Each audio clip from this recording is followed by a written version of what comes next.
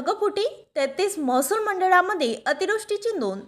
तिवसा तालुक्यात 150 हेक्टर शेतजमीन खरडली। 10 घरांची पडझड, शेती पिकांचे प्रचंड नुकसान। Lokmat news network Amravati Tiwasa. जिल्ह्यात बुधवारी झालेल्या पावसाने 33 महसूल मंडळात अतिवृष्टीची नोंद झाली आहे। धामणगाव रेल्वे व चांदूर रेल्वे तालुक्यामध्ये पावसाने शतक पार केले।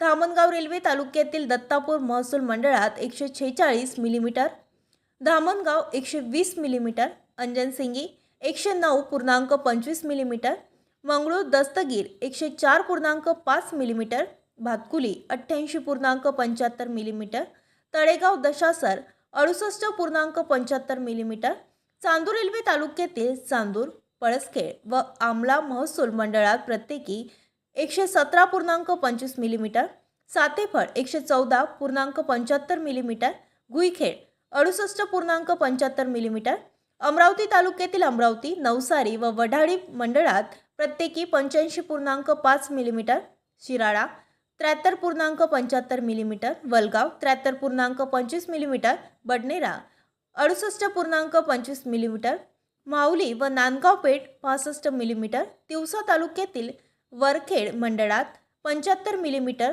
कुर्रा 85 मिलीमीटर, मोशी तालुक्यातील रिद्धपूर मंडळात 73.5 मिलीमीटर, अचलपूर तालुक्यातील असदपूर मंडळात 65 मिलीमीटर, चांदूर बाजार तालुक्यातील बेलोरा मंडळात 73.5 मिलीमीटर, भातकुली तालुक्यातील पूर्णानगर मंडळात 73.75 millimetre, Ashti 73.25 millimetre, Bhatkuli 72 millimetre, आसरा 68.5 मिलीमीटर, नांदगाव तालुक्यातील दाभा व लोणी मंडळात 68.25 मिलीमीटर पावसाची नोंद झाली।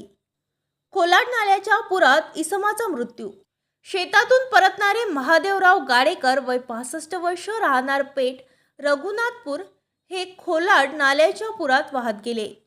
त्यात त्यांचा मृत्यू झाला। पाण्याचा ओढ जास्त असल्याने ते वाहत गेले। तिलोरी गावात शिरले नाल्याचे पाणी। तालुक्यात बुधवारी सकाळपासून जोरदार पाऊस झाल्याने नदी नाल्याचा पूर शेतात गावातही पुराचे पाणी शिरले। तिलोरी लखापूर गावातून वाहणाऱ्या नाल्याचे भरून वाहत असल्याने गावात पाणी शिरले। दुसरीकडे नाले तुडुंब भरून वाहत असल्याने नाल्यालगत असलेल्या शेतामध्ये पाणी शिरल्याने शेतकऱ्यांच्या पिकांचे नुकसान होण्याची दाट शक्यता आहे। तिलोरी लखापूर गावातून वाहणाऱ्या लेंडी नाल्याला मोठ्या प्रमाणात पूर आल्याने नाल्याजवळील रहिवासी सुद्धा सतर्क झाले आहेत। तिलोरी गावात नाल्याचे पाणी दरवर्षी शिरते। मतदारसंघातील तिन्ही तालुक्यात बुधवारी झालेल्या अतिवृष्टी व संततधार पावसामुळे पिकांचे प्रचंड नुकसान झाले। या नुकसानाचे तातडीने पंचनामे करण्याचे निर्देश आमदार प्रताप अडसर यांनी तालुका प्रशासनाला दिले आहेत। कृषी सहाय्यक, तलाठी, ग्रामसेवक यांची समिती नेमून पंचनामे करावे व जिल्हा प्रशासनाला तात्काळ अहवाल पाठवावा असे तिन्ही तहसीलदारांना त्यांनी निर्देश दिले। त्याचप्रमाणे तिन्ही तालुक्यात सर्वेक्षणाला सुरुवात झाली आहे। दोन्ही मंडळात उद्भवलेल्या नैसर्गिक आपत्तीचा आढावा घेण्यात आला आहे। नुकसानग्रस्तांचे तातडीने पंचनामे करण्यासाठी आदेश देण्यात आले आहे। डॉक्टर मयूर कडसे, तहसीलदार तिवसा। महाराष्ट्र न्यूज लाईव्ह मुंबईसाठी ज्ञानेश्वर चव्हाणसह कॅमेरामॅन गोपाल चव्हाण, तिवसा, अमरावती।